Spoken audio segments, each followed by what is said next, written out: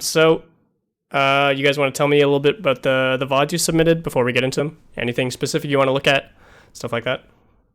So Gibraltar was just like a good, it was just a nice game. I just kind of wanted to VOD it and see where we can do better and just kind of look at our comps and stuff, because just kind of like our composition, because we try to take what you said last time when we ran the monkey and the Reinhardt, like that doesn't make sense. So we try to do more of complementary Mm-hmm.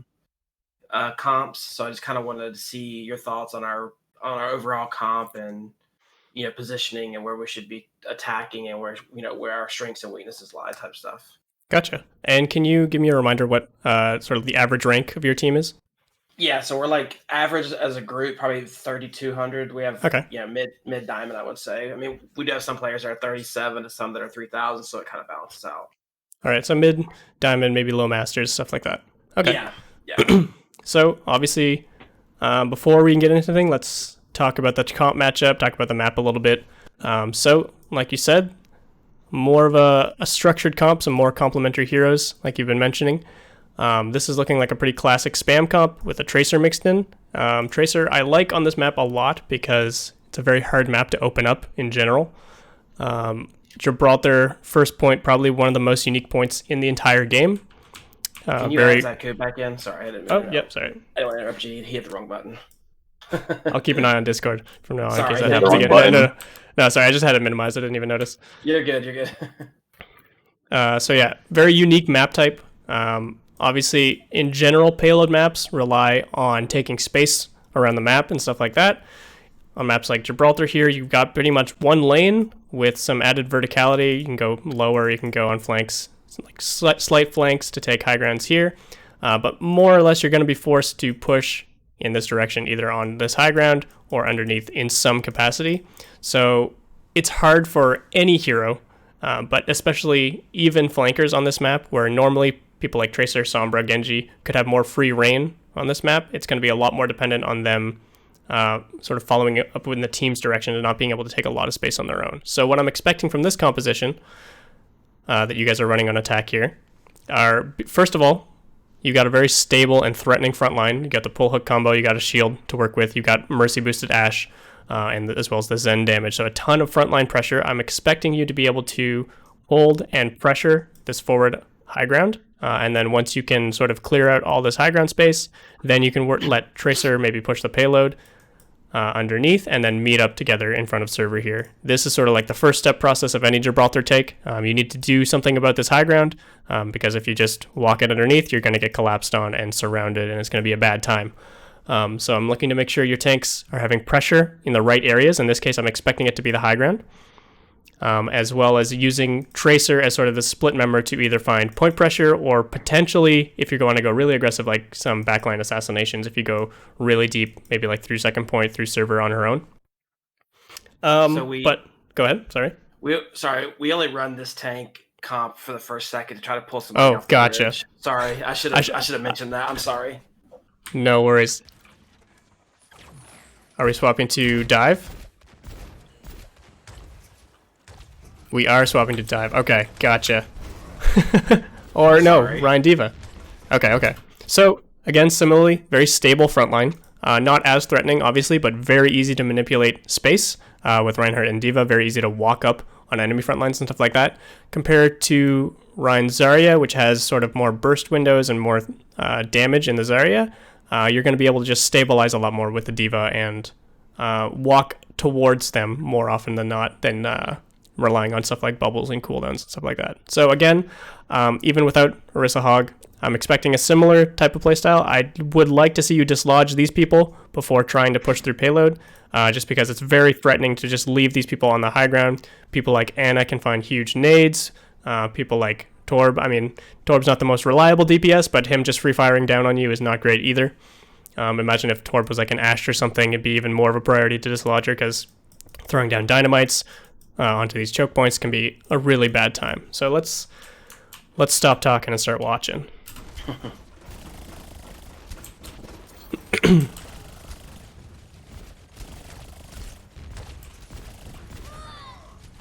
So yeah, like I said, not a ton of like avenues for Tracer to take. This is like the most flank pressure you're going to find on this map. Like maybe you could argue like going this way too. Biggest thing I'd say for Tracer in these situations is it's good to find this pressure and good to make them second guess about holding space for too long, splitting themselves like this, dropping on you aggressively, because Tracer can be there to punish. But as the Tracer player here, you can't do anything until one of those things happens. You can't stay here too long, or else you're going to get punished like we just saw. You can't stay here too long until they start splitting their focus, they start looking to go aggressive or drop themselves, they start backing up, stuff like that. That's when you can look to punish. But until the rest of your team finds a bit of space, you need to take sort of a backseat in this role, which is something that isn't too common for Tracer to have to do. But because of how limited your space is and how hard it is to get through this front line, you kind of need to wait for your tanks to find a bit more pressure in this situation. Again, a very map-specific thing, because there's no real space for you to take solo, and there's so much pressure from them in the front line. So a small thing, but it can make a difference. So another thing, this is a prime example of why I talked about dislodging this high ground, either by pushing through here, pushing wide around here, setting up long-range damage dealers like a Mercy Ash up here, something like that can help. Because if you try to focus on pushing payload, and it's not just someone they don't want to engage on. I mentioned earlier, someone like Tracer can push payload pretty easily because she can escape danger fairly easily. But having someone like your main tank pushing the payload, especially someone like Reinhardt with very little escape tools, theoretically he could charge out of this, I guess, but not really a reliable tactic, is it's showing where you're committing. By having your main tank here, having your Rein here, it means that this is where you're going to be mainly contesting space, because Reinhardt is the best one on your team at contesting space. He's got a big barrier. He's hard to kill. He's hard to dislodge. So as long as they stop him from existing and contesting this space, the rest of your team is going to have a hard time doing literally anything. They're going to have a hard time taking this high ground. You're going to have a hard time even just like staying here taking shots, because once your Reinhardt's down, you've lost so much pressure in the front line. You've lost so much space to work with that you're basically going to be forced to run back to spawn here. So if I'm the defending team, let's just jump back like 2 seconds. If I'm the defending team in this situation, even if your Tracer was still alive, for example, and they see this amount of splitting from your Reinhardt and from where the rest of your team is pressuring, number one, your team can't move past this corner in the first place. And number two, your Reinhardt is just not the one you want to be on card, like I said. So think about what you need to do in order to create space if you're one of the tank members here. Yes, you could argue positioning on cart and pressuring the payload is a way to deny or create space. If you pressure the payload for long enough, they're going to be forced to move back and contest it, right?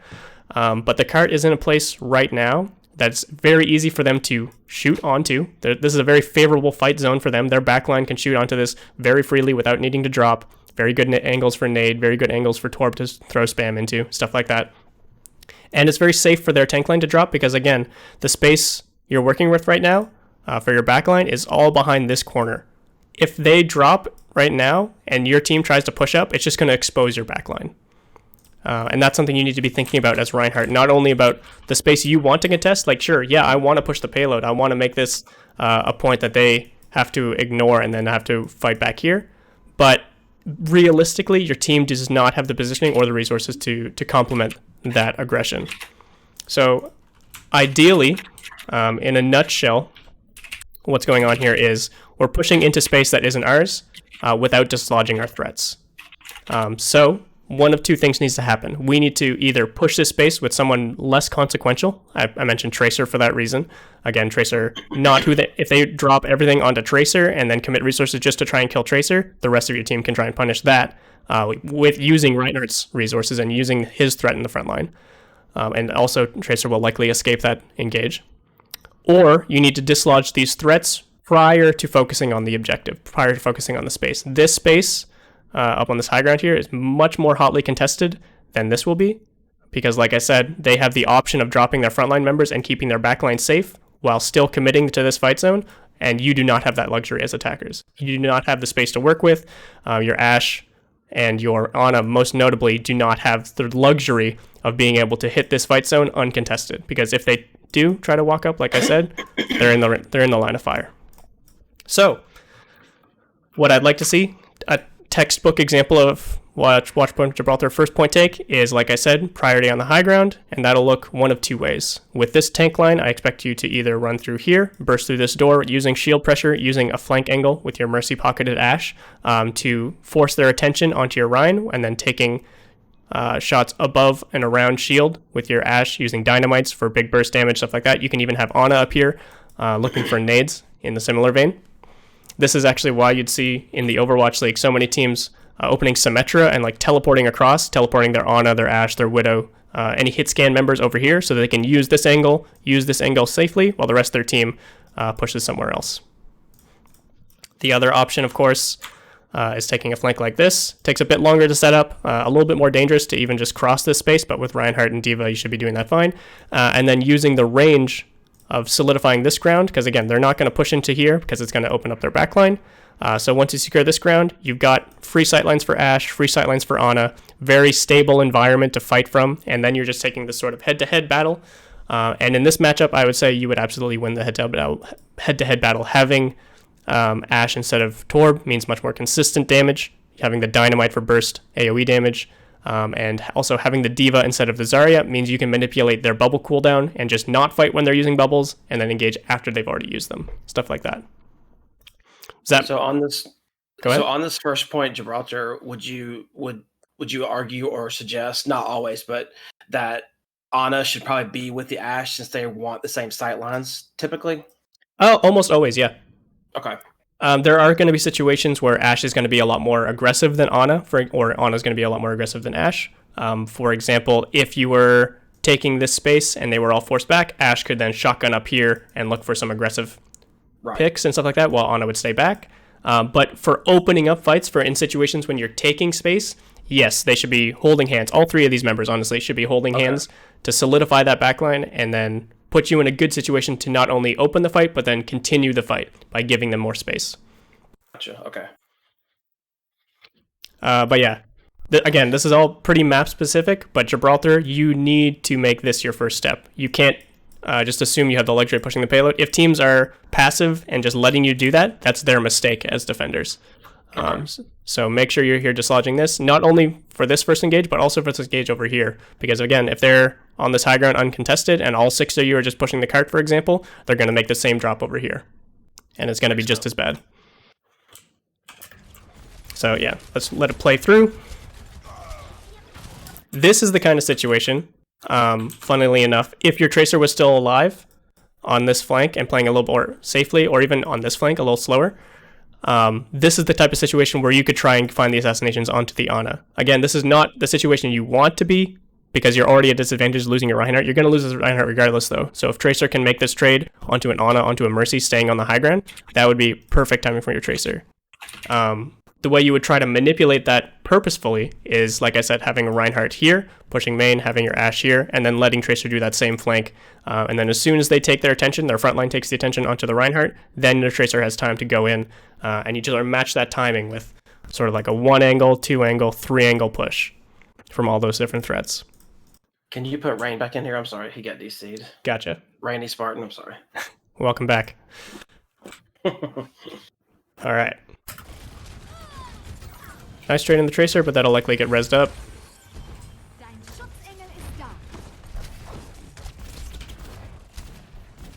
If we can stabilize here, the good news is they're now off the high ground. So now you can honestly just take, now that they haven't taken the time to reposition back on the high ground, you can either do one of two things. You can try and get around them and beat their high ground by taking pressure up here, or you can just take the head-on fight. And it's much more even ground now. And it looks like we're just walking right into them. They are absolutely overextended, so this is a good punish.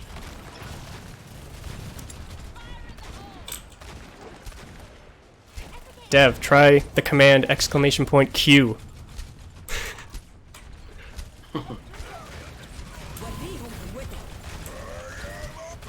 So yeah, this is all just kind of snowballing off them being overextended. And another highlighting example of like why that space on defense is so strong, because as soon as you give it up, you're working with nothing on Gibraltar. It's just one lane.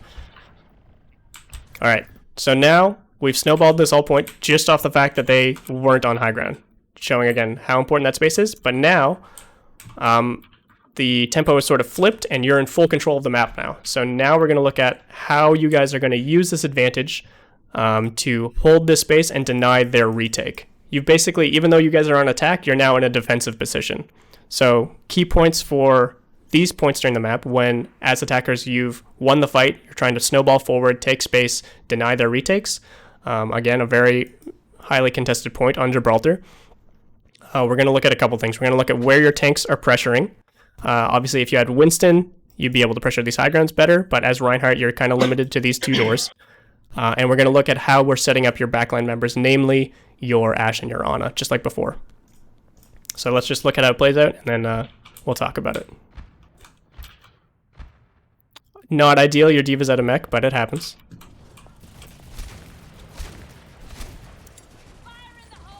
Alright, this is looking great from you guys already. So, I think this was near perfect. What would have been perfect is obviously D.Va being in mech and being able to contest these high grounds, and Tracer going not necessarily aggressive, but looking to mark specifically the enemy Tracer, because she's most likely the person that has the easiest job touching, and I would have liked to see your Tracer go a little bit more aggressive, not just scouting this information, but hunting specifically for the enemy Tracer, whether that means going on high ground or whatever. But the way your backline played in server, this is perfect. This is exactly the situation you want to set up. If you wanted to be hyper aggressive, you could have Ashe coach gun up to here and use this angle, because again, since they're going to be so focused on touching the payload, there's likely not going to be anyone contesting the Ashe for going this aggressive. But this sightline is perfect too. Very safe, very easy to see oncoming threats, again for both Ashe and Ana, and we see this clear distinction between your front line and your back line, and obviously so much pressure they can't touch. So well done. Good job, backline. Pulse bomb for Baby D.Va is not too bad. Okay, and they're committing grab. This is what I would say not ideal for the blue team. Yes, it's good to stop this push here, but the amount they're committing for this space I think is unwarranted, because one, they're not focusing on taking... So number one, this isn't going to kill everyone, and you guys are still going to be able to have time to snowball this. So like even if they kill your entire front line here, your backline members, namely your Ashe and your Mercy, are going to be able to forward pressure and potentially get some picks during this whole exchange. And they're not taking the time to really contest the space that matters, which in general is going to be hitting these chokes once this door closes. The fact that they're engaging this early means that unless they fully team wipe you and take very few casualties, they're not going to have time to fully like set up here on these high grounds and be able to fully pressure these chokes, which is what makes second point Gibraltar so hard to take in the first place. The fact that you're limited to these 4 choke points that you have to go through. So yes, 3 ults even. So yeah, like I said, yes, you guys are going to lose this fight, obviously. But they are now at a pretty big ult disadvantage. And they're not giving themselves time to set up. They're still trying to pressure forward even, and the door hasn't even closed. So now not only do you have an easier way through this point and to pressure from payload, more sightlines to work with if you're Ashe, they are not even attempting to take this high ground, save from Tracer maybe. And yeah, it's going to be much easier than it should be for you guys to take this point. Very aggressive from Tracer.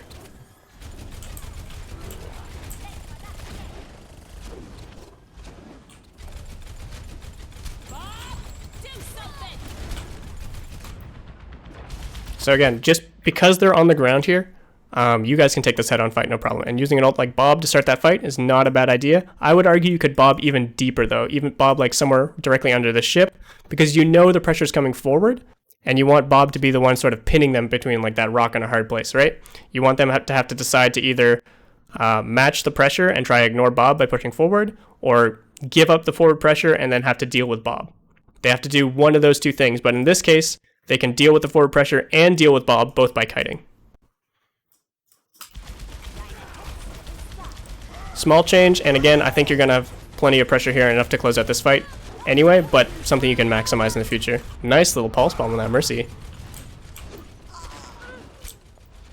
And again, similar to first point, we are now in a situation where we've won the fight as attackers. We have the opportunity to push forward and take control of the map and essentially turn this into our map as defenders, even though we're on the attacking side. So we can treat this the same as they would treat it on defense, where if they're playing up top ship, watching these 4 chokes, now you guys are doing the same thing over here, watching these 3 chokes. So I'd like to see your tanks moving up. D.Va pushing payload is good. I'd like to see Ana taking high ground here, so she could play either with or near Ashe, or at the very least, use this cover and sightlines from here. So you can use this cover and drop towards the Mega if you need to kite, and have good sightlines here.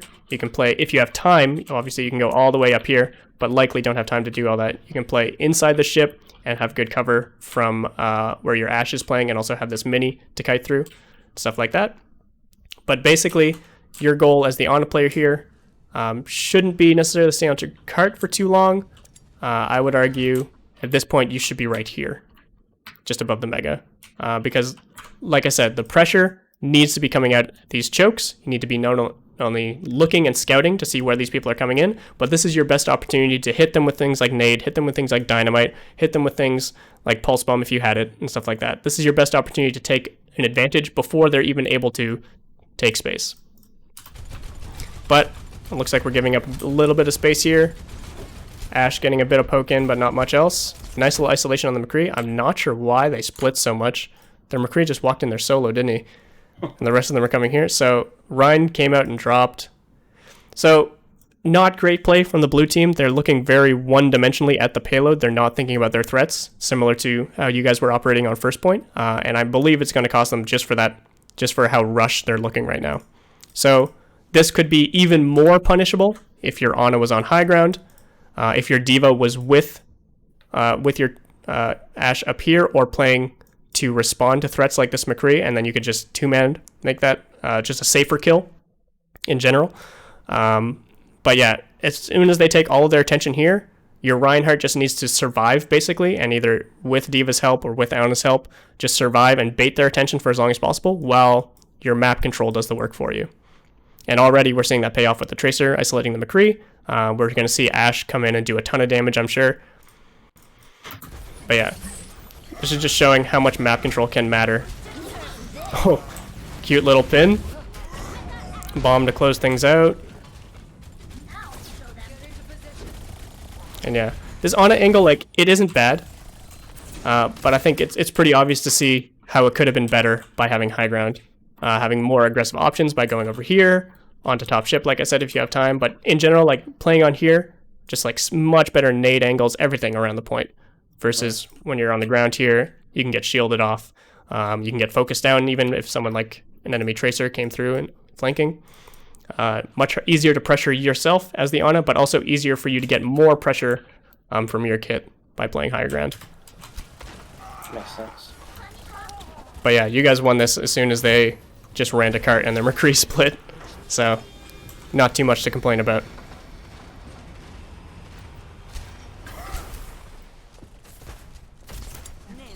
Nice sleep. Can we get this punish?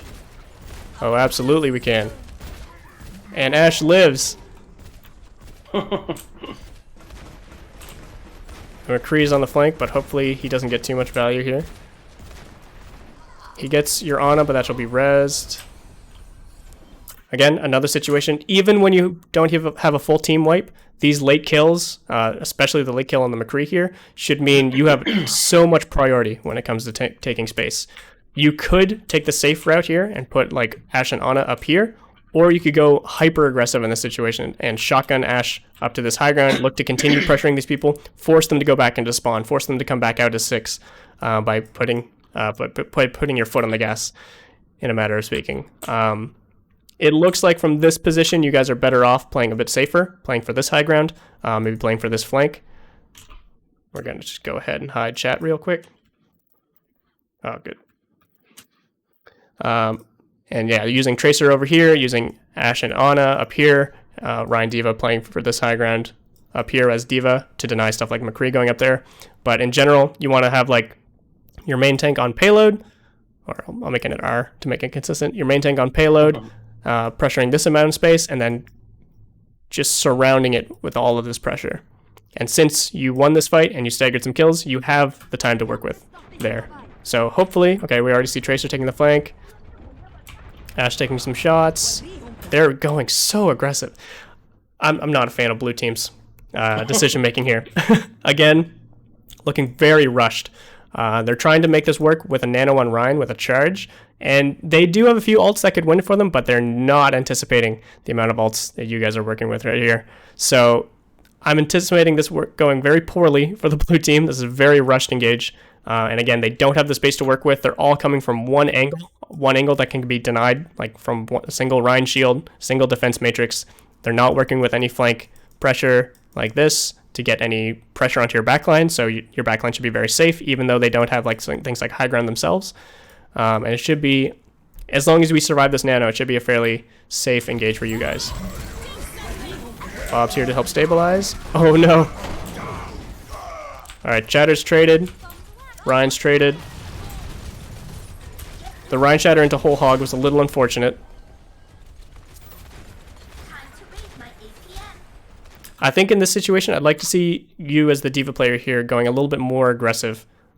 Because once you've eliminated the main tank, granted there's no main tank of your own, they are still working technically with less space than you guys are.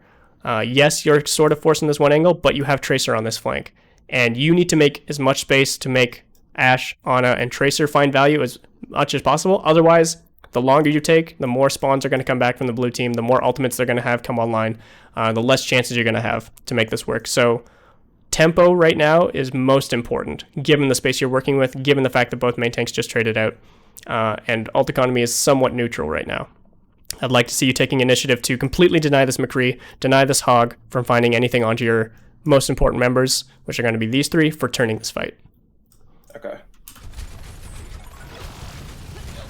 Yeah, that McCree could be dead right now, I think, if we went aggressive. Playing a bit slow instead, and we're basically putting ourselves back in neutral. So yes, we got our Rhine back, but so do they, and now we're not working with any space, but technically neither are they because they're trying to keep up so much pressure. So this isn't bad, it's just not as good as it could have been.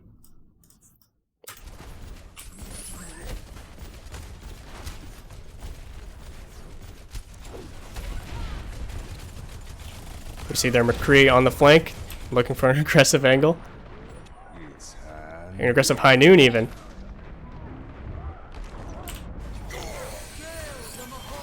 Alright, let's go back and rewatch this fight in a second. This is very back and forth. Alright, let's look at right when this McCree flanks. So, number one, you guys need to be thinking about what your win condition is for turning this corner. As the attackers, generally, you will not have priority when it comes to taking space unless you make plays for it. Plays looking like one of two things in general. Number one, it'll look like a coordinated cooldown usage. Things like Orisa pull hook come to mind. Things like throwing Orisa shield, coming out with a ton of spam. Things like ult usage even can be the difference makers for bursting through space like this. Or controlling the map. Controlling the map in ways that either put your team in a better position to damage their team safely, put your team in a position to manipulate their attention by using stuff like the payload, stuff like flanks. Having Tracer over here to deny a lot of pressure from their backline is helpful. Using Tracer to even assassinate solo members if they're playing really split, stuff like that. But if you guys are walking up as 6 and you're rounding a corner, most importantly, you need to have a game plan in these situations. You need to have something you're using that's going to make this a winning fight other than just trying to be better than them, trying to do more damage than them, essentially, right? So this is generally something I've talked about a lot in Orisa comps, but it applies to any shield comp, really. If you're depending on shields to win you the space, you need to be winning the shield war. You need to be winning this for a reason, this corner turn.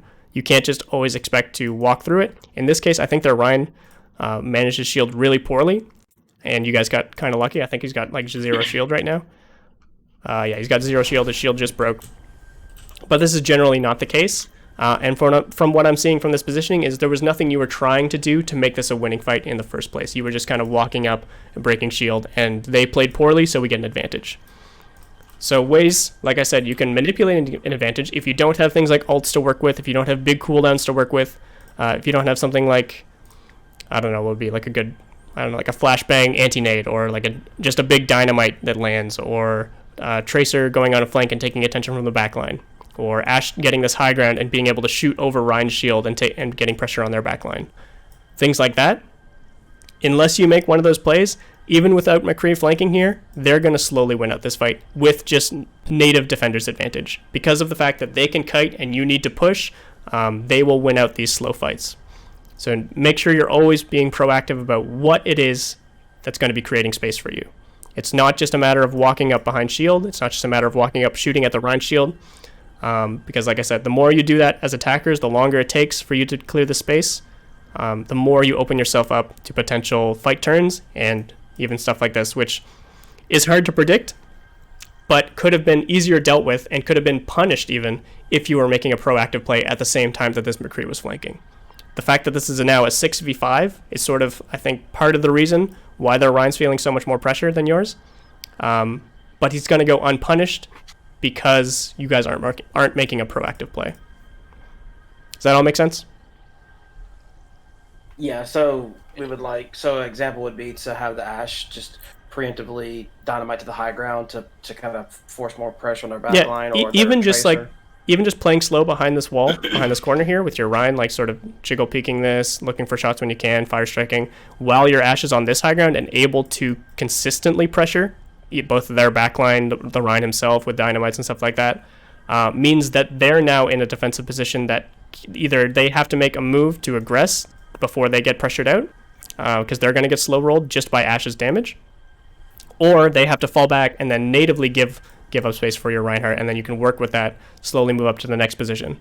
So, again, two main things you want to look for. The obvious one is like coordinated cooldown usage, whether it's big cooldowns like anti-nade, holds, hooks, stuff like that, or even ultimates, bursting through corners with Earth Shatter, with Diva Bomb, with a Bob, with a Nano Boost. All those things are very good at creating pressure and instantly creating a situation that the defending team needs to deal with, and usually results in space created.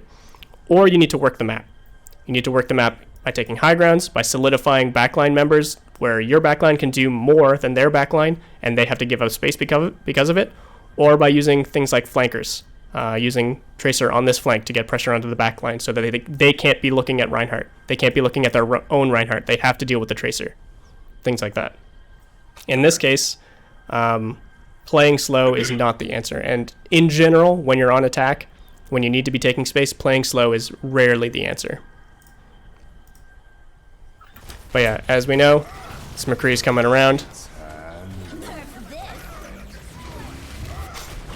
He does get answered, but he kills your Ana, who gets rezzed. Your Reinhardt... How did Rein die exactly? I wasn't watching Reinhardt there. So our Reinhardt's on cart. This pin's a little ambitious, I would say, since I understand the need for pressure right now. But due to the fact that, one, we're rezzing, and two, we did neutralize the main threat in this McCree, we don't need to make this instant pin work in order to win this fight. We can actually get this res off and have a numbers advantage to slow roll at that point. Since the fight's already started, it's more important now to leverage any advantages we can get, in this case, rezzing a member, than it is to aggressively try and find our own advantage. If we were at a disadvantage and we needed to kill something with a pin, this would probably be the correct play, but I think you had the option to stabilize here. Maybe a bit hard to tell given how chaotic this fight's been evolving. But I think Reinhardt going down here, unless you manage to kill the other Reinhardt, which you might, it's going to be very, very hard to stabilize. Hog going down is nice. Nice pulse bomb. Okay, that'll turn things for sure. I'm not afraid to get my hands. And the pin from downtown. Nice shatter. Alright, so overall, you guys just sort of definitely outplayed them there. There were a lot of situations where you should have been at a disadvantage, namely when your Reinhardt initially went down, when your Diva initially lost mech, turning that with the pulse bomb. The fact that you guys got so split up around all this space and weren't really converging on anything was a dangerous situation to be in, but because they also split themselves, you were able to stabilize. So a lot of mistakes on both teams, I would say. The number one thing, though, I think the biggest thing this boils down to is how you guys are initiating this fight. It's definitely important to be able to stabilize in the mid-fight and understand what your team is doing and how you can make small coordinated efforts in the mid-fight to stabilize things like this. But it's also, I would argue even more important to make sure you're going into this fight, like I mentioned at the very beginning about rounding this corner. Make sure you're going into that with a set plan, with a very strong idea of what you're trying to do, and that'll lead to more coordinated mid-fights natively because you'll be starting with the same game plan and therefore be reacting to the same things as a team rather than people sort of thinking of their own thing pre-fight and then evolving into 6 different fights as it goes on. But yeah, overall, unlucky whole hog for Bob. Oh my goodness, they're making it back. Okay, I spoke a little too soon. This is so back and forth. Okay, let's look at what happens after the shatter.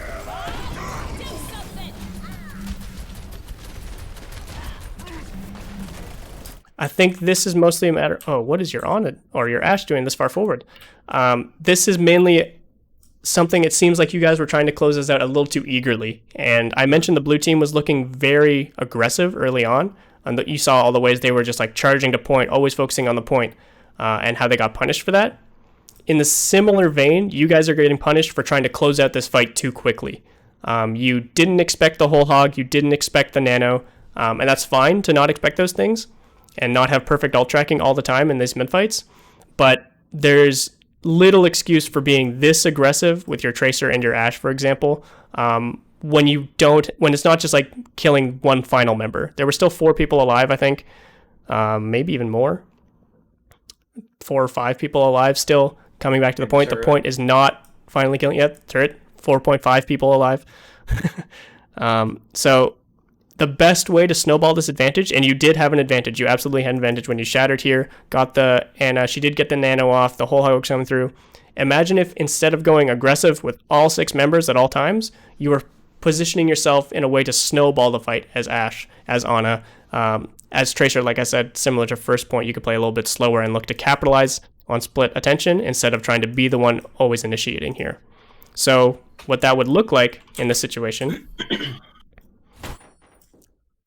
as soon as Bob comes out, I would say Ashe can then look to shot coach gun up here, play for this high ground with Mercy, gives Mercy a safe place to play if she needs to, gives Ashe a very safe location to play. There's no hit scan members to punish this.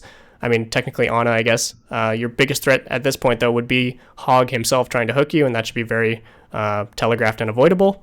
Bob is a good call to try and close out this fight and get a lot of pressure, but you can't always depend on these things working as intended, I guess is a good way of putting it. You can't always depend on Tracer being left alone with 1 HP and not taking any damage here when you haven't gauged the amount of pressure on the rest of your team. So in general, the note here is just play a bit slower. Don't try to close out this fight instantly. Instead, play to put yourself in the best position to win the fight over time. This applies mainly to people like Ashe and Ana, who have such an incredible mid-fight value. Like if they're just left alone, they will single-handedly carry fights by putting out just a ton of value.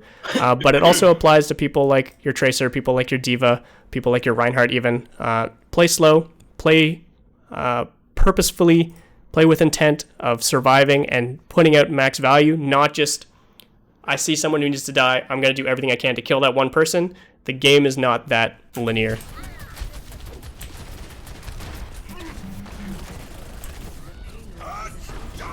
Yeah, I think Tracer going down is one thing, but I think if Ashe was still alive during all this time, number one, that Reinhardt would be dead, and we'd be able to stabilize from this situation and be able to slow roll it again by getting pick after pick once the Reinhardt's down. But unfortunately, they do stabilize.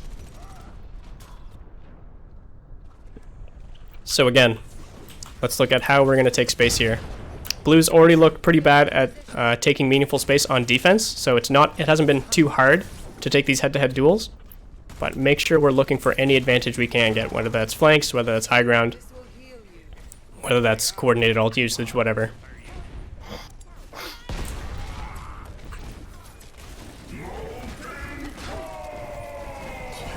Interesting molten core. So this position, look at this. This is beautiful. Not only do we have Tracer pressuring people from this flank, but we have Ashe in a relatively safe position with Mercy Pocket, and they've already committed something to try and turn this fight, and your Rein's done a good job of surviving this. Well, your Rein and your Diva together done a good job surviving this. Your Ana's in a safe location. There's virtually nothing they can do to punish these 3 members, And there's so much these 4 members can do, to punish these now exposed backline because of how far they stepped up. So blue team is now in a position where they are forced to either give up space or hard commit into this fight if they want to win it. Most likely, I'm going to expect they're going to give up space given the way their Moira just faded.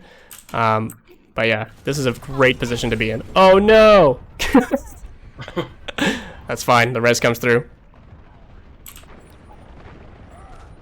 Your own pulse bomb lands, and yeah, see how long they're fighting here? This is their mistake. They're not other than the Tracer finding an aggressive pulse bomb to try and go aggressive, the rest of her team is not doing anything notably aggressive. They turn on Tracer, which again is just giving up more space for your front line, and Tracer survives this no problem. And they're essentially now giving up this corner and submitting themselves to all this pressure from this high ground. And now also from your front line walking in. Oh, Reinhardt pins the bomb. Yeah, see, the longer they spend in this fight zone when they're not equipped to be in it, the better it is for you guys. So it's good, number one, that you're not trying to like push through it really quickly and end this fight right away, because you know you have the advantage in this fight zone. So there's no reason to rush things. Same could have been said for that last fight over here. You had the advantage in this fight zone if you were to take stronger positioning, use your positioning for overtime, instead of trying to rush things down and end things early. The Tracer does go down, but we're still in a really strong position. All we have to do is stabilize and deal with our threats one by one. I would like to see your Ana. It's been a bit awkward so far, but I would like to see Ana be able to position here herself, or at least stay safe around corners like this. You don't want to be positioned in ways that take you out of the fight. You don't want to be positioned too openly where you can be exposed to things like Ball or Tracer from multiple angles. Ideally, like I said, you play as a 3-stack. Ashe, Ana, Mercy, so you can all cover for each other, you can all heal each other, you can cover with damage. It's very hard to engage that group, but if you are stuck on the ground like this, make sure you're sticking in areas that can be covered from your existing members, where your tanks can easily come back and cover you, where your tanks are already denying avenues to access you, and try to avoid just being in the open in general.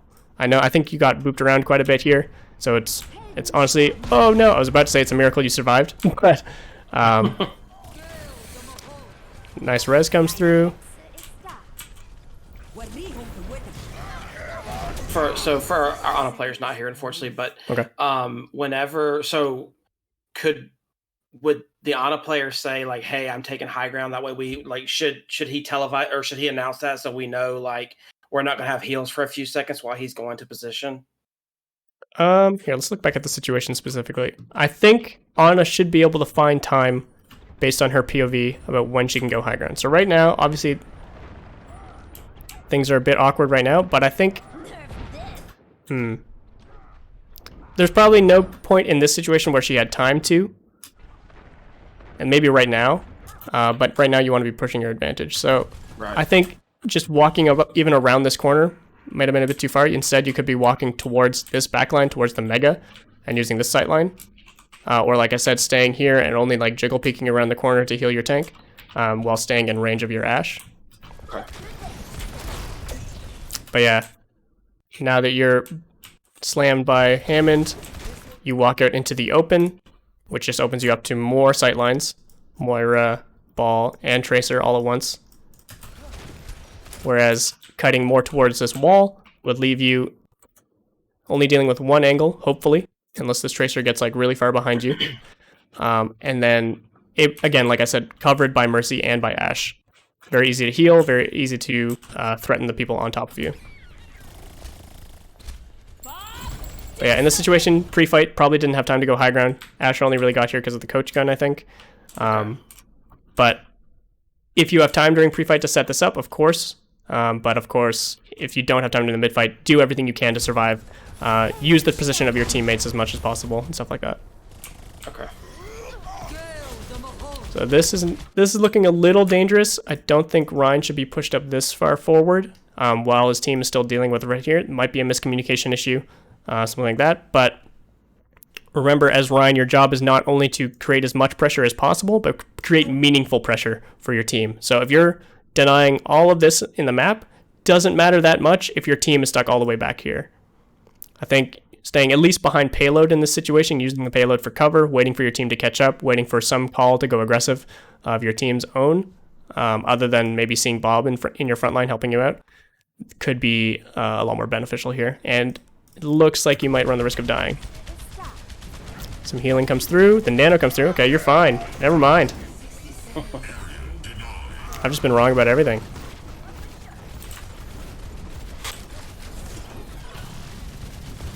And now look at this position compared to the last one we were in. Granted, like, you guys won this fight a lot more handedly, a lot more obviously, but look at this position we're in. Look where Ana could be a little bit safer, I think, playing either towards cover or playing further back, but this is fine, given the amount of kills we've already seen. McCree, a little bit aggressive, but still within cover, within coverable range from both Ana and Mercy and Ashe. And yeah, our tanks are working together to pressure forward. Look at just much better positioning compared to the last time. We're not all on the ground. We're not moving forward with our squishy members to finish kills, stuff like that. Yeah. Clean. Any thoughts about that attack round so far? I've been trying to push and give shout out to Rain, for example, because I would say, like, pre-fight, like, hey, make sure you take high ground the first couple times, and then he just, like, we started doing it instantly, like we just knew. So, like, it's nice to see the improvements that, like, our team is doing as far as position is concerned. For sure. I'm definitely happy to see that.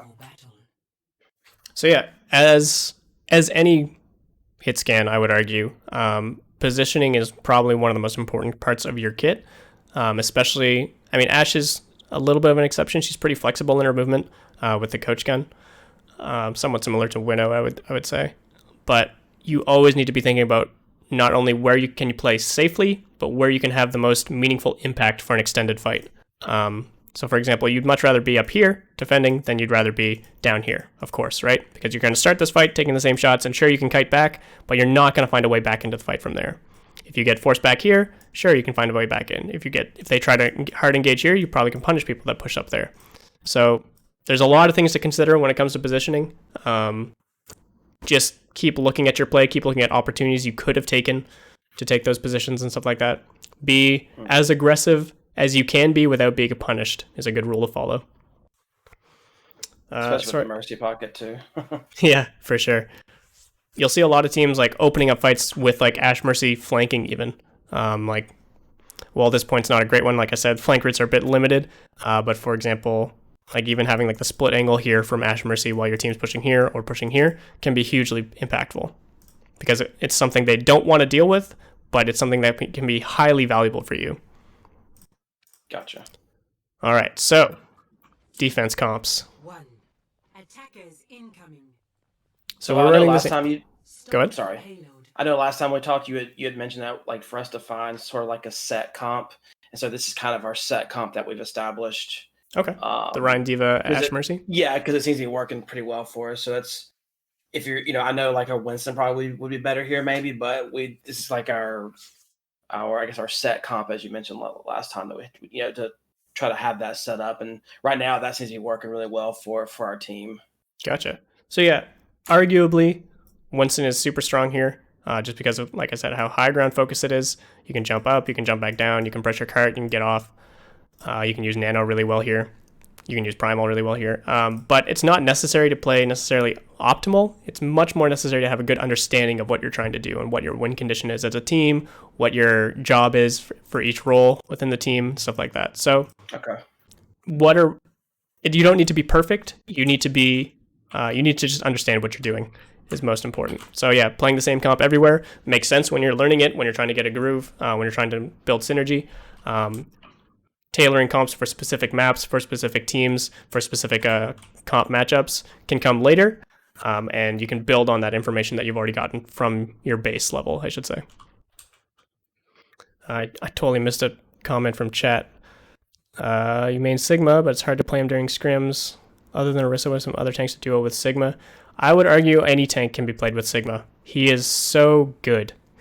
He's got so many things in his kit, he can do basically any job. He can sometimes be a main tank and pressure objectives and pressure space. He can be a good flanker, and like moving around with someone like a Hanzo or a pocketed Ashe can be hugely beneficial. He can play frontline double shield with a Rhine or an Orisa. He's very versatile, and there's so many different ways to play Sigma that I would need to look at your team playing to give any further advice. But yeah, Sigma can be played with anyone, and he can play any number of styles. He's almost like D.Va, but I would say he's like somewhat more flexible than D.Va, except for movement, just because he's got that very maneuverable shield. But back to the VOD. So defense here, like I mentioned on your attack, this high ground is king. If they try to ignore high ground, you get all the spam you want. You get free engages on either of these chokes whenever you want. So looking to leverage this high ground for as long as possible and not overcommit and not like over aggress while giving up space when not necessary.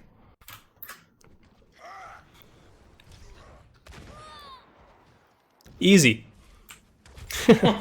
Newbie down. So on attack here, they're opting for a Rhine, Zarya. This is an example of a non-complementary comp, I would say.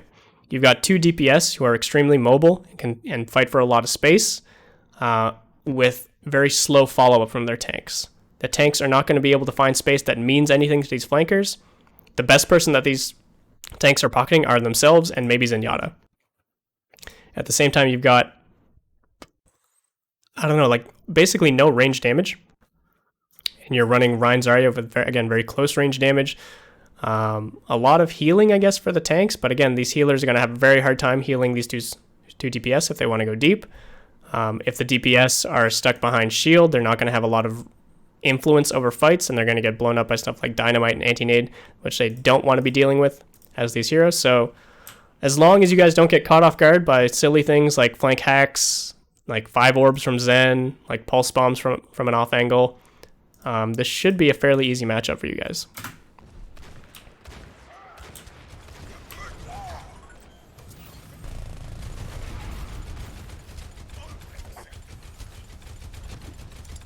I like the patience from your Tracer. Oh, he gets scotted out though. This is now a bit dangerous. But killing the enemy Tracer. So while this is, I would say, a bad comp from your enemy team, I think there are some things that need to be respected. Number one, obviously, is these flankers. You don't want to have people like Ana, Ashe, Mercy soloed out, hacked, pre-fight. So it is good that I think you're going aggressive as Tracer. If they were a more coordinated team, if they were running something like a pure dive, like with Winston D.Va, I would hope to see you playing a more defensive Tracer. And I think this is worth getting into just a little bit before moving forward. So the way defensive teams will deal with an enemy flanker comp like this is often having their defensive Tracer either marking the enemy Tracer, hunting for the enemy Sombra. Like obviously as your D.Va, you should be like spamming chokes and stuff like this to try and spy check for Sombra, but oftentimes you'll see the enemy Tracer being the one respond whenever Sombra de-stealths, whenever Tracer tries to go on a flank herself, and just waste their time as much as possible because they're the ones trying to open up these fights. No one else on this team can really do anything to open up the fight except get lucky with a 5 orb or build ults eventually, because there's just very little pressure coming out of these 4 members. So you can make the decision to try and instead deny their win conditions instead of trying to find your own aggressively.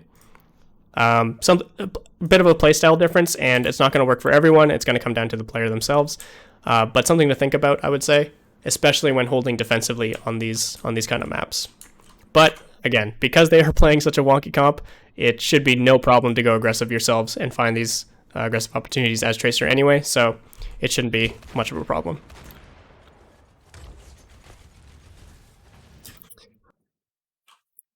Why are our tanks on the ground? What did I miss?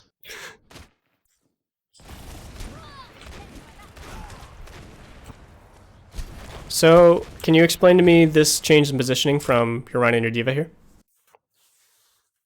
I don't know. I think the Ryan just called for us to drop so we could hold under here as opposed to getting all the free space. I don't really remember. I think he did call it, but I can't remember if he did or not. We typically don't like to be... We get nervous. I think we don't trust ourselves enough on the high ground. Like I think we get too nervous. That way we're giving too much space. So we want to preemptively get in a like kind of rotate so we're not rotating mid-fight. I think that's just a case of us just lack of experience, honestly. I think this is a little bit maybe lack of experience, but I think you're just tunneled too much on the objective And when you say giving up space, he means like giving up cart pressure, right? Yeah. Okay, so I would argue that this drop is giving up infinitely more space than contesting the payload with. This drop from your tanks now has opened up this flank route, opened up this angle, opened up this flank route. And yes, your DPS can try to contest them, but it'd be a much more winning fight if their DPS had pressure from your tanks as well. If your Diva was instead scouting, denying Sombra from taking these flanks with spy checks and stuff like that, it'd be much more beneficial than simply watching the cart. If your Rhine was ready to drop on anyone aggressing through these angles and take fights in these locations, this would be much more beneficial for these members. And of course, like dropping onto this can be fine if you find an advantage to drop onto them with. Same with back here.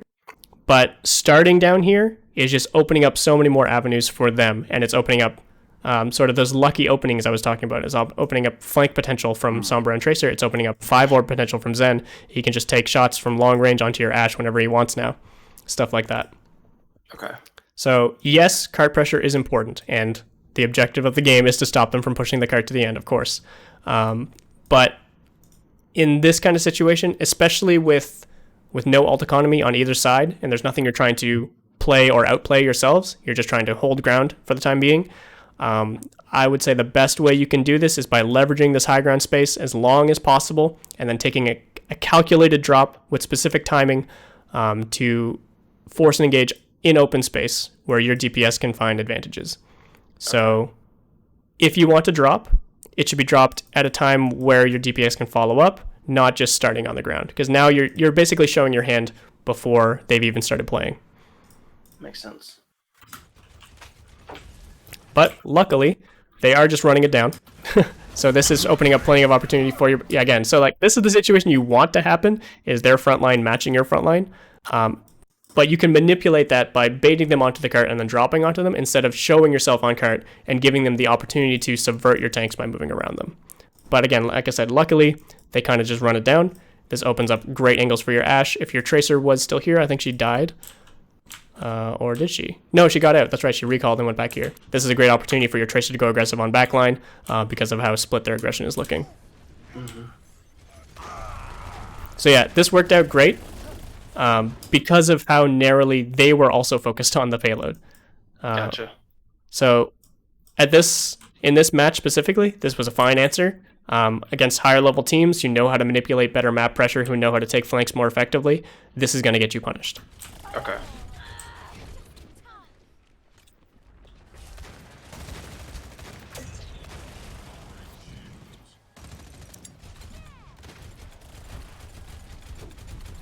Keeping Rhine alone on the low ground here, I think, is one of your better options if you want to have consistent cart pressure here. Again, this is sort of one of the reasons people would play Winston on defense here, is because they'd like to hold corners like this and then jump back to the high ground just to keep the space here as long as possible, and then you do the same thing back here. Keep it there as long as possible. Give Ashe and Ana as much uptime as possible shooting into these zones. You can sort of do this with Rhine, except he's got no escape tools, so you need to win the fight in order to make this work. So it's a little bit less flexible. Obviously, he's more survivable than Winston. He can stay here for longer. But if you don't have the tools, or if they've got big ultimates to deal with Rhine, then it becomes a bit dangerous. In this situation, this is not a bad setup, actually. I still like having D.Va on high ground, ready to respond to split threats from these kind of flanks. But having Rhine here in their face, making it hard for them to push payload, which is obviously something they want to do, can be a good starter. But I'd still worry a little bit about committing on the ground too early. So we'll see how this pays off. Go ahead. And should our Ana be up on the high ground too? Like, our Ana should be rotating, because right now she's under, like, she's in car wash, I think. Like, Yeah. Should she be, like, rotating back up with the Diva and everybody else up there? Yeah, absolutely. I think if she has time, this is sort of the ideal place to play. You can be aggressive up here and take better angles. You can be aggressive over here, take better angles. But again, opening yourself up to a few sightlines. So using this sort of cover is very common. Peeking out to heal one point, peeking out to heal anyone playing over here, anyone playing up here is good without opening yourself up too much to these kind of angles. Okay. Playing on the ground is fine. It's very safe. But again, you're not going to be able to support the members up here. You're only going to be able to support the fight on cart. So if they do decide to take these flanks, Ana's get basically out of the fight. Gotcha.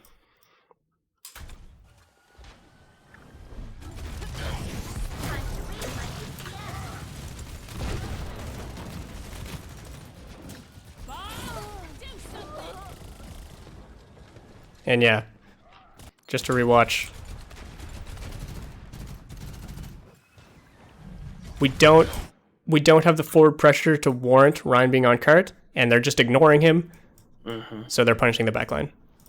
They wouldn't be able to do this if Ryan was with the team, and you'd be able to basically stuff them at this choke while free firing into them. It also doesn't help that Ana's not here either.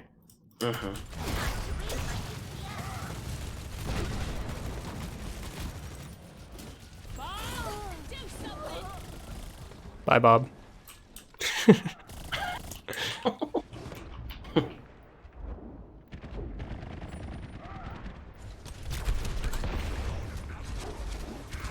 So we've actually got a few members here to try and stabilize, but it's not looking great. Never mind.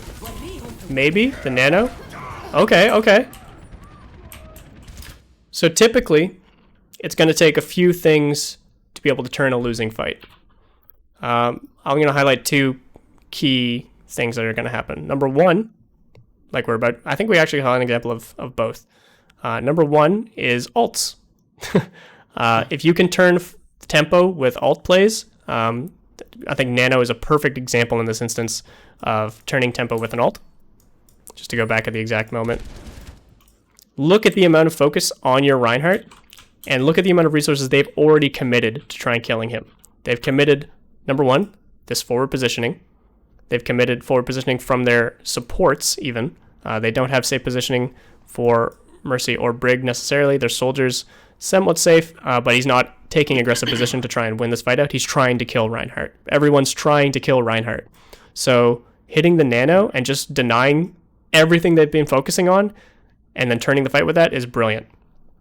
The other thing you'll typically see, and it's hard to make these kind of decisions in game, but you'll see it a lot at the pro level, is when you can decide that the enemy team is overcommitting based on positioning. And I think there was actually a small instance of this just before this nano play. So I think when this Ryan steps up, right here, when he goes for this pin, if we landed a counter pin or a sleep or anything like this, we'd be able to instantly burn this Ryan, and then counter aggressive our own with our own main tank play and retake this corner, for example. So we don't get the punish on Ryan, unfortunately. He hits the wall and he doesn't get CC'd or anything like that. But this is the second example of punishing overextension of individual or multiple members in situations where they think they're winning so hard that they can just keep going. You guys can either group up and just pull the trigger based on choke points, usually based on corners that they're wrapping around. Anyone where they've pushed up beyond the reach of their team. These members are not going to be able to follow up on Ryan's aggression. And again, this is a very hard thing to read. If we look at, for example, your Ryan's POV, he has no idea who's right behind this Ryan. Like, how are you supposed to know this Ryan's over-aggressed, right? So that level of game sense, knowing exactly like where the fight started, knowing who's coming, what heroes they're on, how fast they're going to be able to follow this. Like if they were still on Sombra Tracer, there's no way you can probably turn this. They're probably right behind him. But the fact that they swapped off to Junkrat, they're on Brig now, probably means that you have time to net this kill if you were to land CC, like I said, and be able to turn this fight. But even without that, like look already how close he gets to dying. If he got slept or if he counterpinned, he's instantly dead. Even without that, this nano is brilliant. Perfectly timed. Comes out right when they thought they were finishing the kill. Look how extended, even their Junkrat pushed up. He's like, oh, I'm going to kill this Reinhardt. The sleep on the ball, all these things coming out perfectly means you guys can stabilize. So yeah, whenever you're in a losing fight, if you think you have an opportunity to turn it, you should look for one of those two things. Either a surprise ultimate, in this case, Nano is a great example. Things like Shatter, Diva Bomb, Bob even can be good examples as well, as just like forcing them to react to the ult instead of just focusing on killing people, or punishing overextended members. And that's going to take a lot of practice to see coming, a lot of review and like third person and watching exact situations like this where you could have punished these kind of situations. But yeah, it's a much harder thing to coordinate, and if all else fails, these kind of ultimates are perfect at doing this. That is if the enemy team doesn't have ults to respond of their own. So could this be classified as like a soft reset? Because like I'm the diva, so I told Ryan and Anna, I was like, hey, your Mercy and your diva are like, we're almost there. Like, I don't maybe soft reset isn't the right word, but I was just like, use your nano to try to stall it until we get there to Right. make it more favorable. Is that a version of that, like sort of? It's hard to say exactly because a lot of teams have different definitions for the same terminology. Okay. So I would say, a soft reset to me in my head means that you would do everything to simply survive. The members in here would try to survive, kite back up here, retake the high ground, and then sort of recontest as soon as the rest of the team are spawning in. Okay. That's my idea of a soft reset, is giving up the fight, but not giving up the space. Gotcha. This is, for lack of a better word, I would call this like a winnable situation, right? Where you have seen an advantage that you can press over them and you pull the trigger on it. In this case, the nano. So if this is a fight where you see Ryan overextending, you could also like, Ryan's feeding, it's winnable, stuff like that. Okay. And that's why you hear pro players saying that all the time. And it's not always going to work. And you're going to misread situations, and you're going to commit resources in fights that you never would have been able to win. But unless you try to find these opportunities, you're never going to make them reliable. You're never going to be turning these fights in ways that'll end up in your favor. So really good instincts for this nano, for this aggressive play.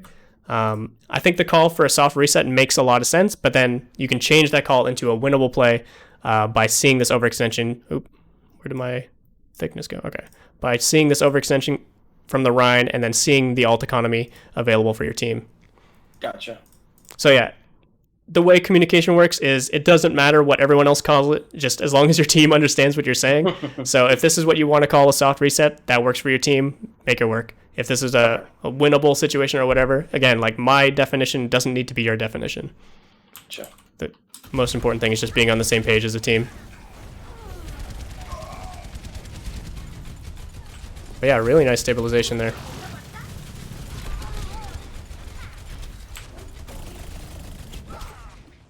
And we're safe. So now, obviously, we can't take the same forward pressure, given where the card is. We don't want to risk someone touching it and taking all our attention away. So we should still be looking for good defensive position, looking for fight zones either here or here. So typically, the way this looks, again, this is largely in part because of what the map is starting by contesting this ground, what we call blue box, based on this thing. Contesting this ground because whether the enemy team likes it or not, they are going to walk through one of these sight lines to get to the cart. They are going to walk through this high ground if they want to take server. They are going to walk through this pit, or car wash, as some people call it, in order to get to the point. So holding this space with people like Ashe, people like your Diva, Ashe and Mercy together are perfect. But what you don't need to do is have the other important members like your Rhine and your Ana up there to contest it. Your Rhine can stay on this corner, no problem. Because, like I said, there's no real flanks for them to get through.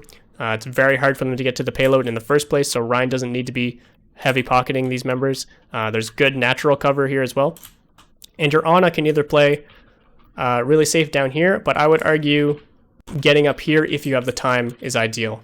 Playing towards this choke point if you need to kite through. If you're worried about things like Widow and like a really long sight line coming from there, you can instead play tighter to this wall or in the glass room here and try to deny those sight lines.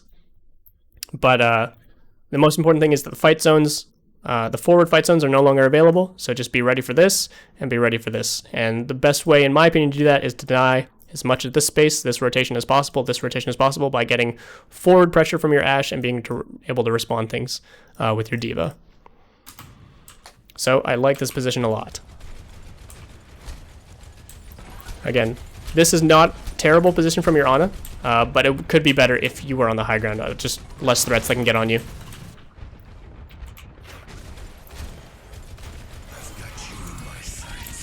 And this is the danger of giving up blue box.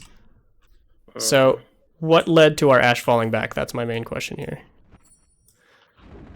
So obviously the tank line being there.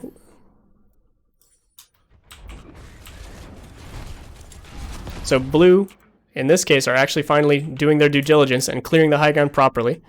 And honestly, there's not a lot you can do from this situation if you're the Ashe. Maybe as Diva, you could have gotten her a bit more time up there, but they're doing their job and they're just lodging you. basically you're not going to win from this location, but you're going to burn their time and their resources, which is already good enough way to start a fight. So this is fine. No one dies. We get some poke damage in. We build a bit of ult charge. What I'd like to see from here, though, is more pressure on these high grounds from your Ashe. She does go up there eventually, right? Or maybe she doesn't. So from here, unfortunately, and D.Va, I'd like to see you a bit more ready to stuff this as well, either by playing this corner with your Rein, or playing just starting up here in the first place. This gives you the option of either isolating people if they extend their backline, or just completely denying this space from these kind of DPS. The tanks only came up here to move the Ashe, but you can get up there a lot more readily than Ashe can, and you should be constantly thinking about that space. Ashe as well, it was good to play safe in this location, but I would have liked to see you, once you're forced to fall back, coach gun back up to here, and be ready to threaten that sight line if they try to take it. Again, you're not going to be able to do anything about these tanks, about the ball pushing you off, but when they try to push up their DPS, you can get the one-shot headshot with a mercy boost, you can get all kinds of pressure on these people and make them second-guess trying to take it with just their DPS.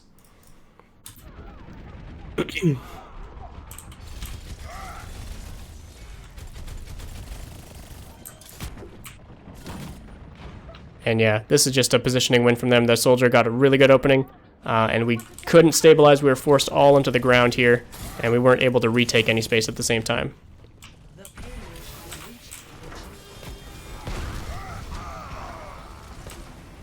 All right, interesting mine usage.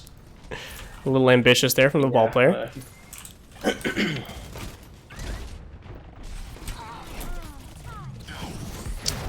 So this is a good example of when you need a soft reset to prevent this mercy from dying. So at this point, you've given up all potential of touching the point. You should be thinking about how you're going to take the first fight on second point. You shouldn't be worrying about this Reinhardt right now. He's not really overextended, and not only that, you don't really have the members to punish him. Like, Tracer's going to get some damage on him, Rein's going to get some damage on him, but you're never going to net this kill. So going aggressive on the Rein there. Granted, your Rein probably was going to die anyway, so trying to get some extra damage in is fine. But I would say the rest of your members need to be thinking of just surviving this or instantly dying and resetting. Any amount of staggers here are completely avoidable and will be punished pretty heavily. So going aggressive as Tracer here, risky. Staying in the open here as Mercy instead of going to pocket your Ashe, risky. Not focusing on positioning instead as Ana here is risky.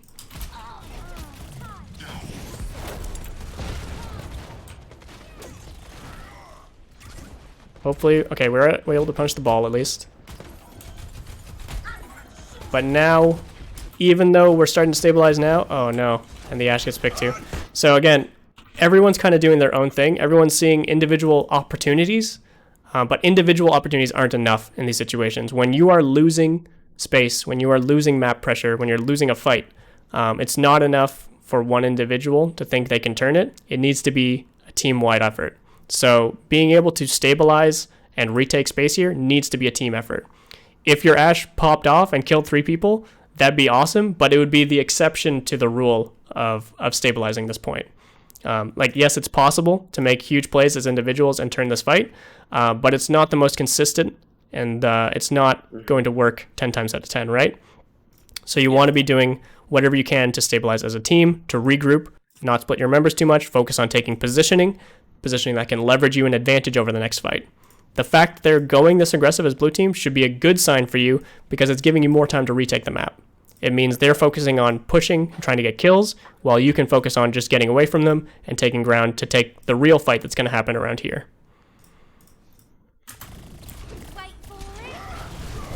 Oh my god, that pulse bomb was clutch. Oof. But yeah, we're just falling one by one now. The tanks aren't able to support the backline. The backline aren't able to find any value because they're getting pressured from all different sorts of angles. And it looks like they're going to be able to cap second point just off that. Granted, watch point Gibraltar, there's sometimes not a lot you can do about stabilizing this point. It's extremely snowbally given about the spawns, how far forward they are. But it is possible, and I think you definitely did have an opportunity there when right after your Rein died. The 3 members here should have focused on surviving, or if they could trying to take the space and shuttle and regrouping with the Ashe.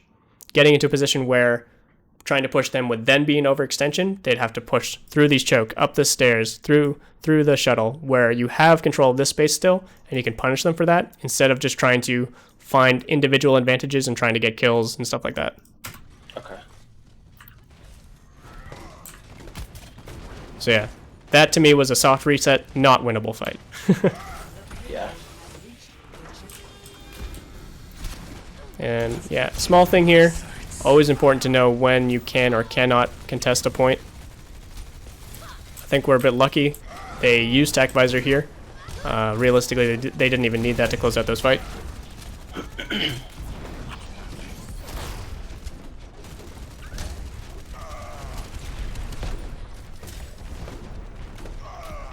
Nice pick, actually. Don't think we needed Bob. Realistically, they can't fight here anyway, given where the cart is. If they commit everyone out here, you can just wait and spawn and leave the cart there. If they have 6 people all pushed up, just wait them out. Once you see they have people on payload, like we do here, we shouldn't need ults to break out of this, unless they're using ults to hold us.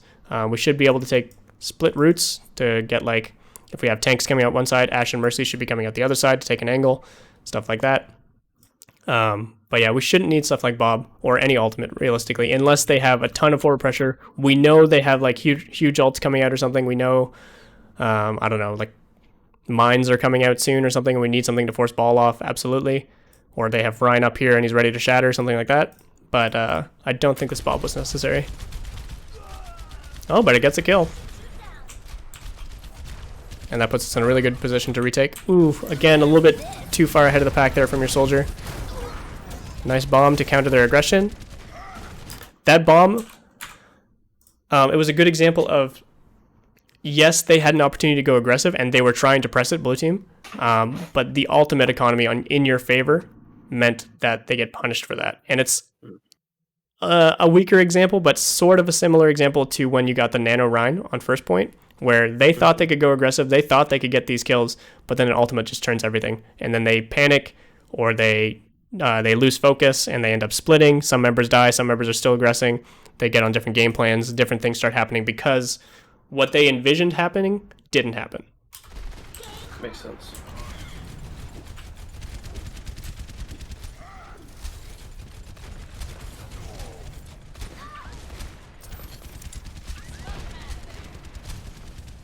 And now it's a case of them being over-aggressive one by one. Oh no. Is that Resable? Maybe not. Alright. Oh, hey Archer.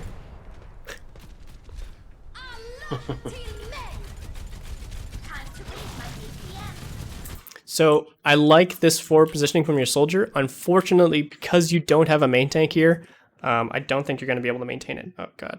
My cat's playing with my microphone. So this is... Yeah.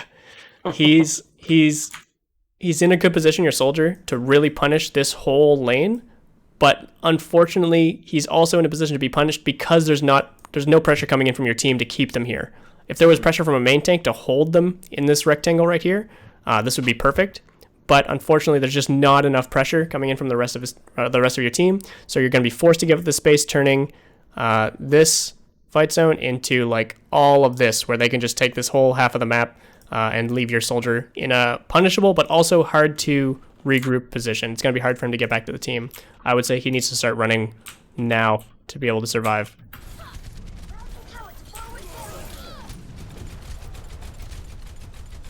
But their Ashe, where did their Ashe, or your Ashe got the kill, right, onto the Junkrat. Luckily, they didn't care about Soldier at all. The ball was very slow to try and punish him. Again, blue team overextending. You see how far forward they're pushing without really setting anything up, and also by ignoring their threats. So I think this is somewhat another example of them focusing too heavily on the payload, on this single lane, when realistically the game is happening all around them. And he burns Shatter. So yeah, really good pressure from your soldier. Absolutely, he is winning this fight for you now that everything's stable. But keep in mind, you're not always going to get away with this. You need to be very... Oop! Careful, buddy. You need to be very aware of where your team is pressuring and how stable your positioning is going to be based on that. Even if nothing's actively threatening you right away up here, you need to know that they have the potential to threaten you, and also just completely cut off your supply lines, I guess, from the support of the rest of your team. If they just played that a little bit slower, took the time to dislodge soldier, that would have been a bad situation to be in. All right, we got a ton of forward high ground pressure here now. Ooh, the attack visor though. And again, we were expecting to be able to hold this ground and pressure forward, but they made a play. They made an alt play to burst through this corner. So last fight, they kind of just walked through it, and they just try to get on top of your Ryan, try to push forward without making any plays. This time, they've decided to make the attack visor mine play. They slammed their DPS up and got 2 kills. This is what I was talking about from your guys' attack, where you need to coordinate something to take this base. You can't just roll through it. Last time they tried to roll through it and they got punished. This time, you guys were just holding without a counter play in mind or an aggressive play of your own. And so playing slow in that instance will get you punished when they've got a set play ready. Okay. And it's looking like they're just going to snowball down, cap this point. Not much to do from here. Yeah, for whatever reason, like, I don't know if it was a combination of just shield and my defense matrix, but like this soldier just got way more value than I feel like he should have. And I just feel like he got way more value than you would think with the Diva and a Reinhardt. I don't know if it was just small misplays on our behalf or what, but it just felt like he just got these insane sight lines, and I mean, typically. Right. So I think he's just playing down from main. Let's just look at this last attack visor where he killed 2. This isn't him making this play. This is his tanks. Okay. This is the. Okay, he does right out here. So look at the amount of pressure his tanks just put on your backline, and at the same time, obviously he's not in a punishable position right now. You guys were holding this space holding this space with the intention of being able to collapse main based on them walking it forward, right? That's what we anticipated happening from this defense. We weren't ready to make any proactive plays. We weren't looking to go aggressive like down here. We weren't looking to drop on them or rush them down with our tanks. We weren't looking to make a tank alt play with bomb or shatter. We weren't looking to make a nano attack visor play until they reached this point. Unfortunately, before they even got to this point, they were making plays to dislodge the soldier. They were going aggressive with their ball, and they were playing relatively safe with their Rhine. So if you were to go aggressive on Rhine, you would get punished from their safe members.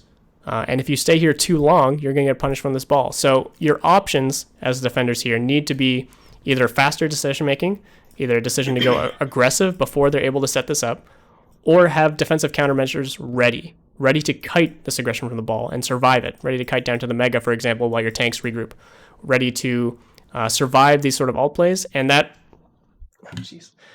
will come from knowing better alt economy, knowing that they have ball mines ready, knowing they have attack visor ready. Maybe we shouldn't have our backline this exposed. Maybe if we are expecting them to come in with alts, we should be playing safer from one angle and then absorb the alt economy and then push back with our own. Maybe we should go for that kind of flank that McCree did. Maybe we can flank with Ash and Mercy, shotgunning over top here once they go aggressive. Stuff like that. Okay. So a lot of that comes down to pre-planning, being ready, sort of seeing the future, being ready for what the opponent's going to do. As attackers, they natively have the advantage when it comes to choosing tempo. They will be able to scout you out. As defenders, they will be able to make decisions on the fly and be able to pull the trigger whenever they want. So as defenders, you need to either be ready for that trigger or surprise them by pulling the trigger first. By going super aggressive, hitting them down here as they're still setting up. Or absorbing, re-aggressing, stuff like that. So yeah, this attack visor, it wasn't even that insane. A lot of it did get blocked by the shield. It's just people were a little bit too exposed. And realistically, you're not going to cover these members up here because you just weren't ready for that level of aggression from the entire team. And the attack visor is just really just cleaning up these kills. It was the tanks that opened up everything. I gotcha. All right, overtime rounds. Initiating So I think we play Sigma here. I think to sort of try to counter or try to help, ready. because we noticed that our 3, Mercy was dying a little bit too much, so we were trying to attackers incoming. play a little more, I guess, aggressive. So or actually, I think we run double shield here to try to protect our backline a little more. Okay.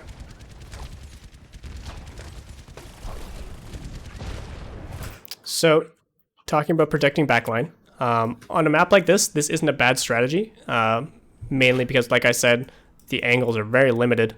You're going to push over this high ground or under this tunnel at some point. It's very predictable for attackers. It's very limited in terms of range of motion for people like Tracer even. But in order to make double shield work, you need to be threatening very meaningful space with your front line, and meaningful space meaning space where your Ashe, your Zen, and your Mercy are going to find a ton of value over time. You should be a rock solid front line. If they try to push you, you should never die, basically. And you should be able to dish out a ton of damage and punish them for focusing your tanks. And that's going to rely heavily on position. So if they manage to engage before you set up positioning for these two members, it's going to be a bad time. If your tanks somehow get on the wrong page and are split from each other and one of them gets punished while the other's doing something else, it's going to be a bad time. And in general, you just need to focus on being stable more so than making a ton of plays with this composition. The biggest thing you're going to be looking for in terms of playmaking is just fast rotations, getting to meaningful space before they can stop you from rotating and stuff like that. Unfortunately, also, they do have a ton of spam damage on their side with the Junkrat, so you're not going to have like a huge shield advantage, and if you manage poorly, your resources are going to get depleted really early. So if your Reinhardt's shield gets depleted before the fight even starts, for example, having double shield doesn't mean anything.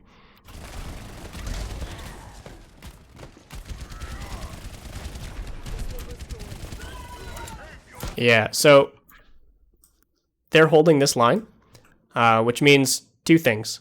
You cannot set up your backline in a head-to-head right here. There's just no good space for your backline to really take for Ashe. They'd have to do something on their own, which then puts them in range of Soldier and stuff like that. So they'd have to like go up here, take angles above shield. They'd have to go on a flank over here by themselves, which can be risky. But I would argue it's better than just running it down where you have no angles. So that's something I'd probably like to see you do instead of just taking this head-to-head. Ashe is already trying to take a bit of a wide angle to land this dynamite, but again, risky and a bit mistimed from the rest of your team.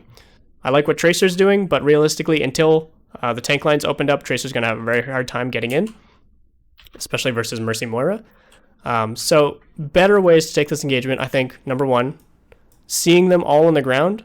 Again, you can use the range to your advantage. You don't have a ton of like mobility, but you can reposition to your advantage. You can, instead of trying to run this down and match shields right away, you can go up here. You can go wide.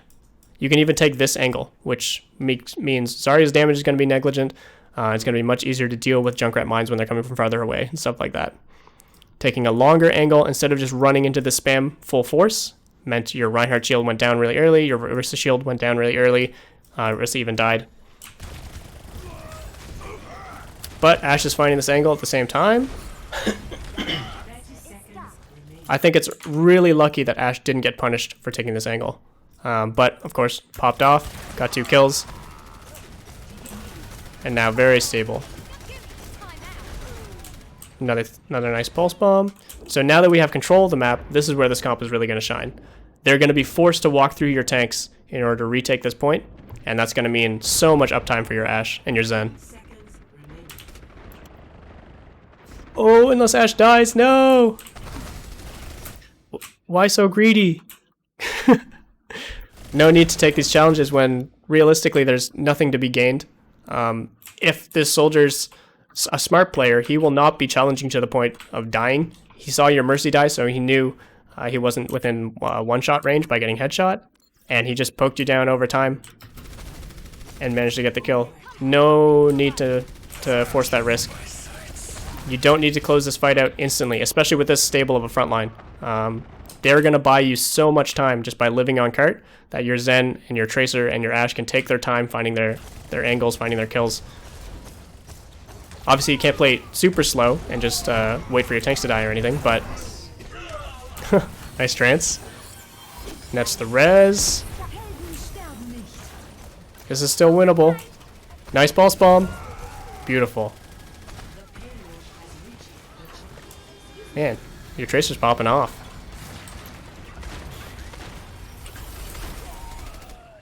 So, again, we're in a position where we can snowball space here. I would argue it's very, very important for both your tanks to be moving up in this situation. I don't want to see Orisa playing on payload like she is right now. If anyone leave Tracer on payload, she can reposition whenever she wants. Have your Zen playing with your Ashe and Mercy. Have your tanks pressuring as far forward as they can and creating as much space for your DPS line as possible. Have your tanks playing up here. Throw an Orisa shield right at this door if you have to. And then that opens up this sight line for your DPS. Super easy 5 orb potential, super easy dynamite potential, all that good stuff. And then once they do come out, if they either avoid this choke and they come out underneath or come out this side, then your tanks can drop and then look to contest the payload. But until that happens, you should be looking to find forward pressure with both your tanks, even in overtime. Okay. You know you just killed 6. You should be pressuring forward. The fact that we're playing this slow, this on the ground, means they're going to have many more opportunities to both punish your backline, force them to regroup and take weaker angles, but also just take over all the map and shoot around shields and stuff like that, hit backline members when they shouldn't be able to. Oof, Mercy goes down. Again, you mentioned you wanted this comp because of Mercy going down a lot. So I would say, at least from this situation, I haven't been paying super close attention to Mercy's play, so I can't say for sure. But Mercy's dying here because you're not controlling any space. Mercy's dying here because Soldier was able to take this angle completely uncontested. It was up to Ashe to try and win the duel. And unfortunately, Soldier got the kill before your Ashe killed the Soldier. So it's just, it is what it is. But you never want to leave yourself up to that kind of almost 50-50 when you don't need to. And you had plenty of time for both your tanks to at least control shuttle. If you couldn't contest this choke, you could at least control the shuttle, which opens up this sight line for free, lets you play on this bridge, all that stuff. Okay.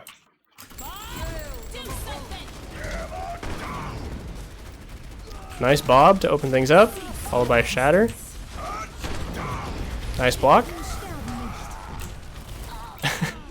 Not sure what that Mercy was thinking. Yeah. Overall, like, you started at a disadvantage there. Good ult to open up the fight, made them panic. As we saw how, like, even this, like, small split we saw from them was very, very punishable. Opened them up to a Shatter. Anything to take their attention away from the front line like that, or also the back line in this case too. Very, very good. Yeah, we feel like we're just playing with house money now because we're like 2 points. No, and Yeah, not bad. Like, Again, similar situation. Good to check those spawns if you're not sure. But I'd like to see both tanks at least pushing up to this corner. Pushing up to that corner opens up this high ground for your Ashe, and opens up much better safety for your backline, for your Zen to play back here, for your Mercy to fly between, all that stuff. so when we're in overtime, is it map specific, or do you recommend, like, if we are running a Tracer, that the Tracer holds payload? It would depend on the comp, the map, the matchup, a lot of things, the alt economy even. In this case, on Watchpoint Gibraltar, where Tracer is not going to find super meaningful flanks, she's going to be able to do a lot from here, the same as she's going to be able to do going from this end. She's going to be able to, like, triple blink, get over there if she needs to. She's going to be able to regroup over here when she needs to. But for the purpose of getting the payload from here to here, it's much better for tanks to control space right away than it is for Tracer to try and find flanks and find an advantage in the fight. Because a good team won't open themselves up to those kind of advantages anyway. And like I said, controlling this space means you open up this angle, and means you can reliably get the payload there in the first place anyway, and really just open up the rest of the map from there. On second point, I mentioned it was extremely important to get tanks just because of the choky nature of their retake, and you want as much forward pressure as possible.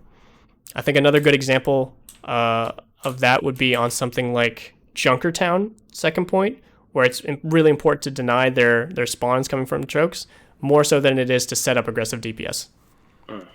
So again, like, it depends on what your comp is, what the enemy comp is, what the alt economy is, what the map is. There's no, like, it's always this person on payload rule in my head. A lot of it comes down to situation, but if you need to make a rule like that for whatever comp you're running, for whatever map you're running, it can be beneficial just so you have a go-to, so there's no arguments in game, so there's no one doing the wrong thing at the wrong time. Gotcha. Okay, thank you.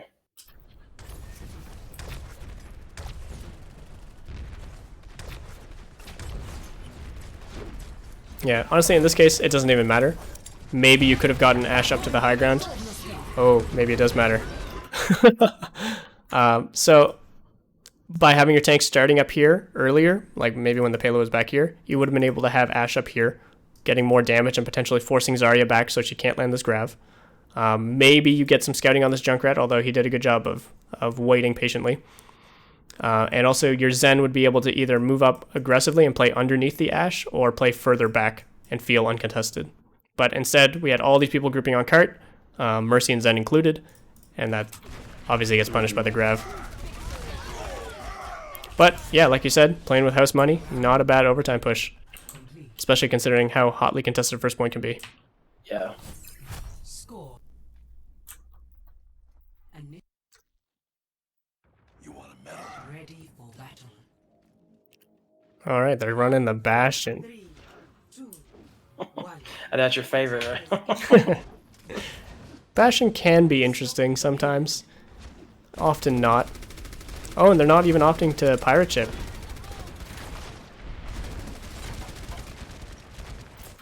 So, when playing against the Bastion, the biggest thing you need to do, in my opinion, is just find your opportunity to go aggressive. The moment you can get tanks in his face and shut down his uptime while having uptime of your own DPS, you would just win a fight against Bastion, because he's got no opportunity to live through that kind of stuff. Even with like a Baptiste lamp, you can burn through that faster than Bastion can burn through 2 tanks. And then once you kill the Bastion, that's usually a majority of their resources spent. They'll use things like their shields, their bubbles, their healers, utility to keep them alive. So in this situation, you have, interestingly enough, 2 kind of choices. Typically, like I said, you see Bastion on the payload for these kind of points, or like just off the payload shooting up. But he's completely separated himself from the objective, and they have people on the objective. So you can opt to either completely rush the Bastion, and he'll be unsupported by Reinhardt right away. Reinhardt might turn and pin, but if he pushes any further, he's just completely out of that fight. Same with, who is that? Is that Soldier? Yeah, same with that Soldier there. So you can basically take this 6v4, maybe, if you want to do that. Ideally getting a Discord, ideally burning Zarya bubble first with something like Dynamite and Helix Rocket. And then just throw your shields in, charge them if you need to, even, and just get that kill and then work from there. Or you can just try to ignore this Bastion, and hopefully by the time he resets up out here, you can either push these people off cart and then take cover away from the Bastion, or net yourself a kill and then snowball it from there. The important thing is fast decision making. The last thing you want to do against the Bastion is stagnate. Against any kind of spam, really. The longer you stay in one position, holding a shield up at him, the more resources he's going to burn just by existing. He's just going to empty his clip into the shield, burn it down, and then you're going to have one less shield to push into him. And then the more they get to do that, the less opportunities you're going to get to actually go aggressive onto him, and you're never going to be able to dislodge him. So, let's see how this plays out. Okay, that gets res, that's not bad. At this point, you can still do the same thing. You can rush this Bastion with people on the ground not being able to support it. Instead, we opt to rush to the payload, and yeah, Bastion's not there to support it, so good. We're splitting the groups. Well done. So now all we have to do is stabilize and just ignore Bastion.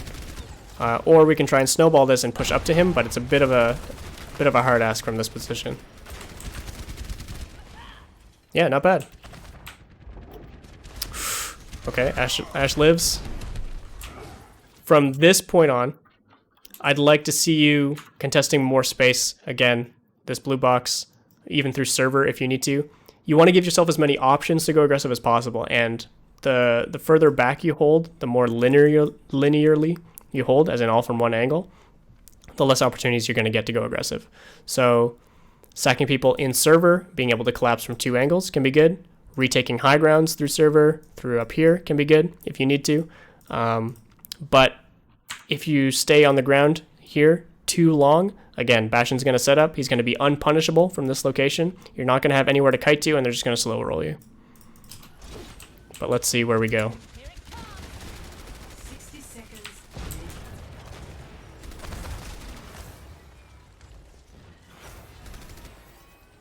Oh, you don't want to see this.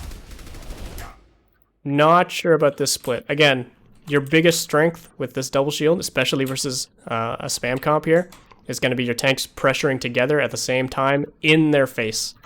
Ryan going in there alone, probably not what you're going to see. Not sure if that was a miscommunication or what, but if you want to go aggressive as a team, like I said, it needs to be a team effort. And that's not a horrible position to go aggressive, especially if you have members here. You can have Ash coach gun up here and take shots down. But you need to coordinate that because, again, the longer you spend not taking down the Bastion or subverting him, the more he's just going to empty bullets into you. Now he's on the pirate ship. Is this like an example of a soft reset? Like if you look at the Orisa and we're all kind of hiding. Yeah, for sure. Okay. And even without like a numbers disadvantage, you can call for a soft. I mean, I wouldn't call it a soft reset. I would call it more just like playing slow. Again, there's so much terminology. Right. But like when you see them burn important resources like lamp, and you want to just wait that out, you want to just like play slow or soft reset, hide behind cover, wait for that to run out, then come back in. Same like if someone uses nano or stuff like that. Or Bongo's a good example too. Alright, both soldiers using the tag visor. Aimbot versus aimbot. He gets away. But really nice shutdown. And now they're in a horrible position to try and retake all this space with a Bastion. Ideally, again, I think you could be looking to pressure more space with your tank line here. But given the time bank, it's not a big deal. Bastion's running, making a mad dash. A little bit dangerous again, your tank splitting here, but I understand wanting to match this pressure from the window. But I think you could have played a little bit safer, just kited past this line, just ignore that LOS, deal with the people in here, and then reaggress. But well played. Good map, guys. Any thoughts or questions from all that? I know it was a long one. Do you guys have any questions? Not really. I don't have any. Okay. Because I know last time whenever we played, you had mentioned like, I think we were on, what was it, Hanamura, you had mentioned like just kind of better decision making. So we are trying to, like you said, not stagnate, but like go like as soon as absolutely. Finding those triggers and pulling it. Absolutely. Yeah. Biggest notes from this VOD, I would say, are definitely the positioning things. Making sure your front line is fighting for proper space for your back line. When you're playing dive, you don't need to really think about that too much. When you're playing like with a Tracer and a Sombra and a Genji, they can kind of fight for whatever space. But when you're playing with these hit scan characters, when you're playing with backline like Ana or Zen, it's very important that whatever space they're able to hold matches whatever space you're contesting as the front line. And sometimes that means going more aggressive when you have time and you have the space to work with to deny space from the enemy and be more aggressive with your backline. But it can also mean understanding when you need to pull back based on when they can go aggressive, when they have the ult economy to dislodge us and really ruin our defensive setups and stuff like that. Okay.